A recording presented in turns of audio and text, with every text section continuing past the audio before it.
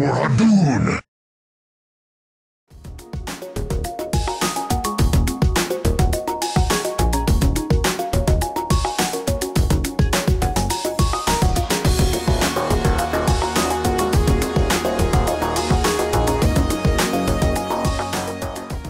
This is Group D, Horang2 versus ZerO.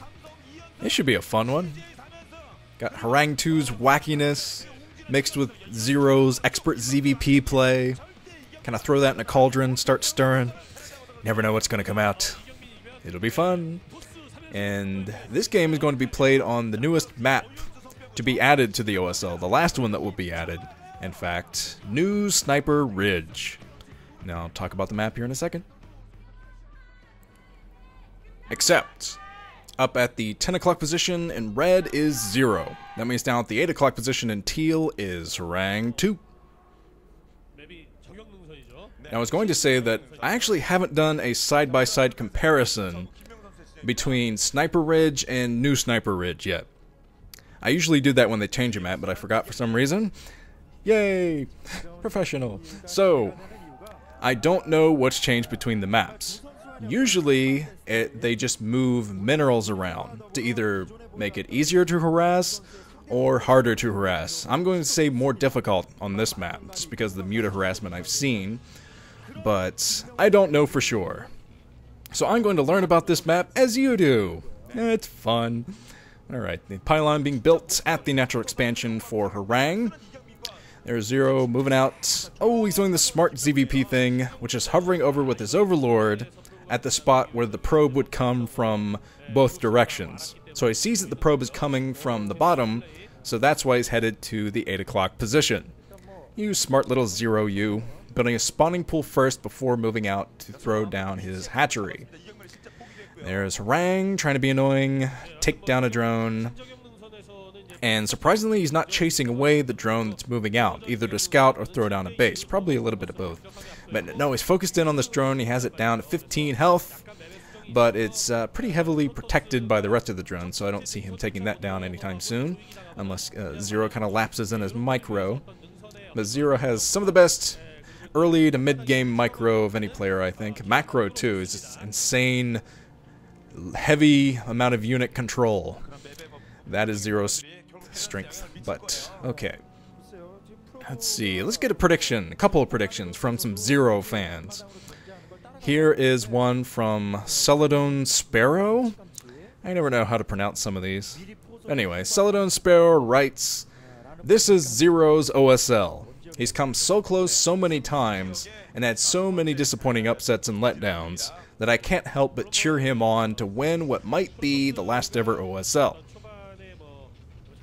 Here's another one from Invert FNU, writes, "ZerO, dear old ZerO. Well, he just deserves it. He's played so many epic games and never got anything for it. Correct me if I'm wrong about that." You were not wrong about that. He got to an MSL final with Flash, but we all know how finals with Flash go. Yeah, he got stomped. But that's the farthest he's made it. Made it to the finals finally. Yeah, ZerO is one of these players who is very persistent. He'll make it to a round of 8, fail, make it to the semifinals next season, fail, made it to the finals against Flash, and fail. But I can see ZerO eventually winning something. If not in Brood War, maybe in StarCraft 2?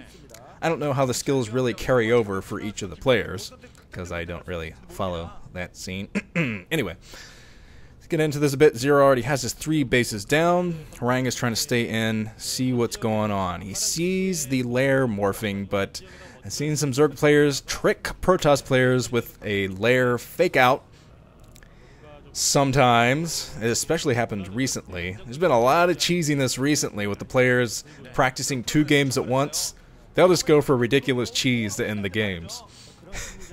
Which is kind of entertaining, to be honest. I know a lot of people say that by them practicing StarCraft 2, it kind of detracts from the Brood War play at the moment, because they're doing a split Pro League this upcoming season. It's going to be split Brood War and StarCraft 2. They're going to be playing both.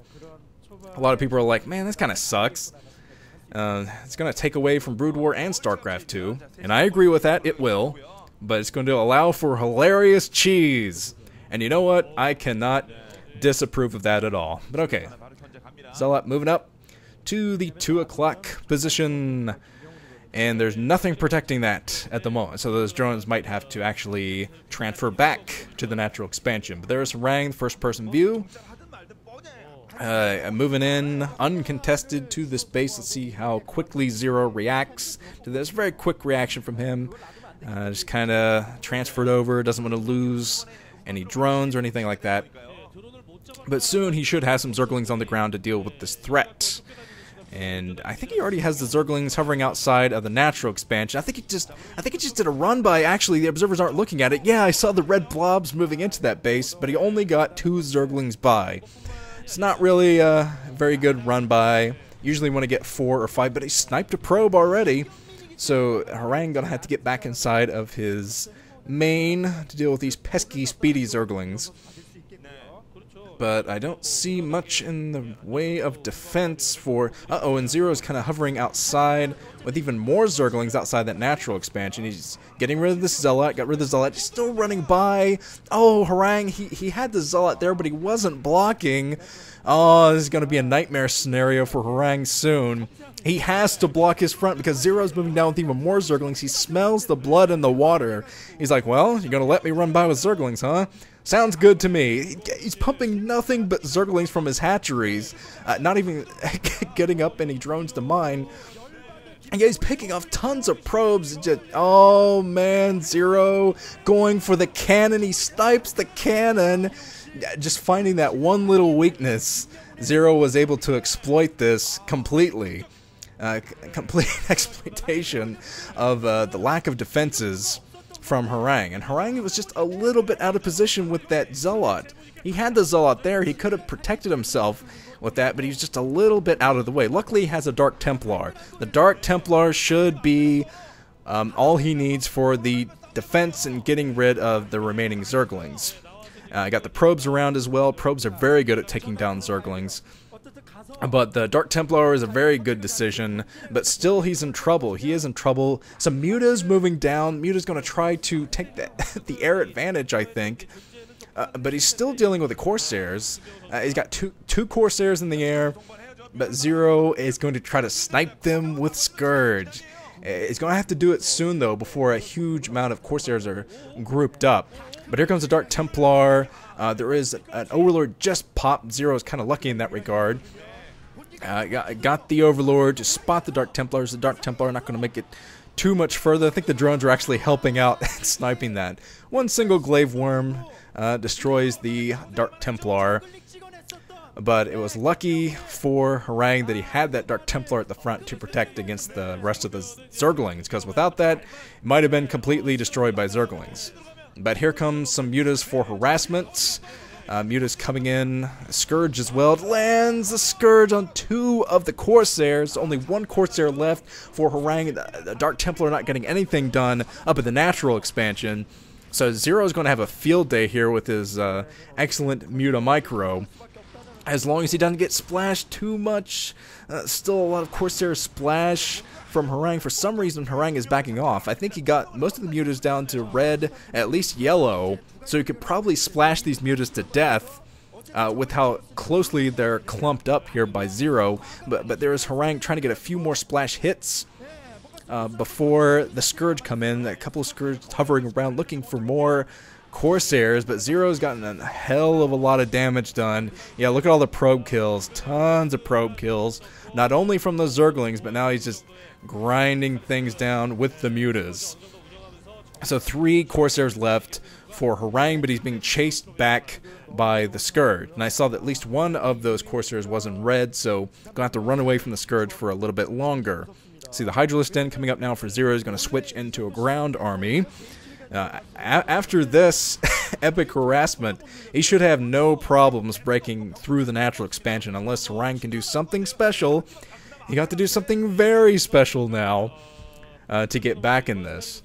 But what was the ZBP I cast recently where, was it Modesty or someone who got a ton of probe kills with early harassment but ended up losing the game anyway just because it wasn't able to really transfer into a strong economy. I think he's stuck on 3 bases forever, and just wasn't able to make use of his early advantage. But now the Muta's going to be melted by the 5 Corsairs that are in the air. The Observer's kind of looking at them, noticing they don't have the air upgrade, so they won't be able to melt packs of Scourge or anything like that, but they will be able to chase these Mutas around, kill as many Mutas as they can. Nice split, though, from ZerO. Got the Mutas going every single different direction. Back to the base. So he's pulling the Mutas back. Going to try to make use of those later once his ground troops get into the game. Okay, Muta's actually chasing down a Corsair. Corsair caught away from the rest of the fleet. And there is ZerO trying to play musical mutas with those Corsairs. So Corsairs trying to do their best. Horang is trying to do his best by sniping Overlords. He needs to do something special now that he's lost so many probes. And right now his plan is to snipe Overlords, try to supply cap ZerO a bit. And he has right now, he has supply cap ZerO for the moment. That's not going to last too long. He's 61 over 61. And now he has the Hydras outside of the natural, still sniping probes. And the High Templar were morphed into an Archon. That's exactly what ZerO wanted. Now there are fewer Storm to fight back this big grouping of Hydras. But of course he needs some detection. At the front he's moving down with a bunch of Overlords. That should be plenty of Overlords to do this attack. And surprisingly, Horang has not built extra cannons at the front. And I don't even think he could afford it. After losing that many probes, he was just trying to pray that, please ZerO, don't attack me, don't attack me. And he's still praying right now as he's seeing these Hydras bear down. He's like, please go back to your base, please, please. Amen. Okay, High Templar sniped. Even fewer Storm. There's one Storm, though, moving out with the Dark Templar as well, and the rest of the troops, but I don't see, there's no way that Horang is going to be able to fight back this many troops. I just lost a cannon. He has 2 more cannons coming in the back. Got another High Templar out front, but no, High Templar sniped before he can even get one Storm off. That's going to be a GG from Horang. So ZerO breaking the ice with the early Zergling run by and just kind of snowballing from there. Doing more harassment with Mutas straight into a pulverizing Hydra break. ZerO does not mess around in ZVP. So alright, I will be back tomorrow, probably, with the second day of the OSL round of 16. See you guys then.